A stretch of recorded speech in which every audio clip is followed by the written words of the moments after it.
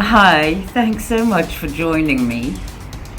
Don't forget to like and subscribe to make sure you catch all my recipes. Today I want to see if it's possible to make a cake that's absolutely delicious and actually good for you. I'm going to try a new recipe, I've just made it up, for a ginger carob cake. So we all know that ginger is an incredibly powerful anti-inflammatory, and carob is not only delicious, but it's a natural sweetener and allows us to make the cake with a lot less sugar than we'd normally use. Let's go! Here are our ingredients. 100 grams of fresh ginger, peeled and finely chopped. 120 grams of sugar, plus 6 tablespoons of carob molasses. Here we have 200 grams of plain flour mixed with 6 tablespoons of corn flour.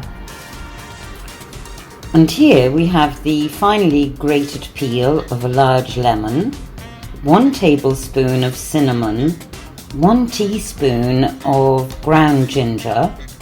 We'll also need 100 grams of butter, as well as 3 medium-sized eggs, a third of a glass of water, and the juice of a large lemon. First of all, place your shelf into the middle of the oven and preheat it to 175 degrees. Add your lemon juice to the carob molasses and sugar. First, we're going to sift the flour, cinnamon, ginger and salt. And the black pepper too. We added just about 1/4 teaspoon's worth of black pepper. Now, let's whisk our eggs lightly together. Now we're going to bring that 1/4 glass of water to the boil. Add the butter, switch off the heat and stir the butter around till it's all melted. Add most of the ginger, leave about 1 tablespoon of it aside and keep stirring till the butter's all melted in. Add the grated lemon peel to the butter and ginger. Finally, add the baking soda, stir it all up. Now we're going to pour our butter and ginger onto the carob and sugar mixture and stir it all up. Now we're going to add our dry ingredients to the wet mixture and stir it into a smooth batter. Keep mixing gently. Add the eggs and keep stirring. Now that our batter is evenly mixed, it's time to pour it into the baking tray. Here it is, all ready to go into the oven. It's quite a wet batter. I think it's going to take around an hour to bake. While our cake bakes, we're going to prepare a glaze. This step is optional, but it will add flavour and some chic to our cake. Start off by putting the remainder of the ginger with half a glass of water and cook it on a low heat. When it's been simmering for about 10 minutes, add 2 tablespoons of sugar and stir it in. The pan was getting a little bit dry and the ginger still not tender after 15 minutes. So I've added some more water, half a glass. When the ginger and sugar mixture is bubbling away and caramelized, add the juice of a lemon. Now add the finely grated zest of another lemon. Turn off the heat and stir your mixture. The cake ended up being cooked after 45 minutes.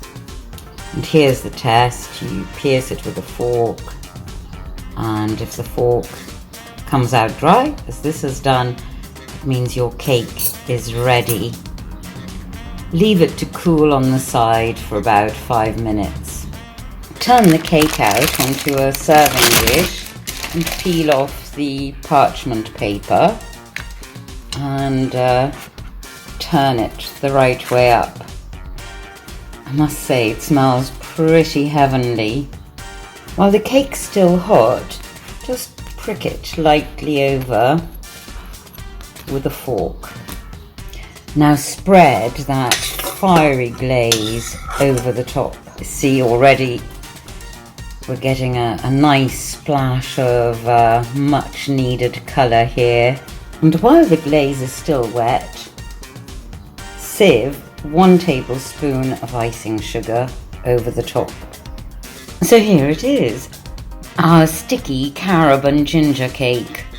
But I'm going to have to wait until tomorrow because it takes about a day for all of the spices to reach their maximum flavour.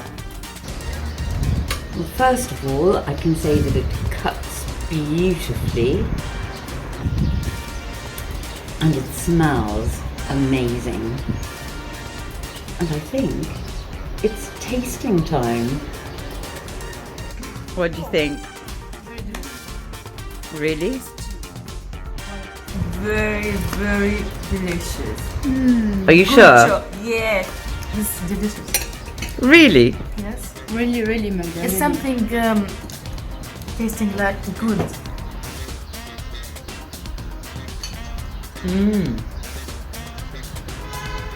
It's moist, light, and absolutely bursting with flavour. I think you're going to love it. I'm thrilled with the result. Enjoy.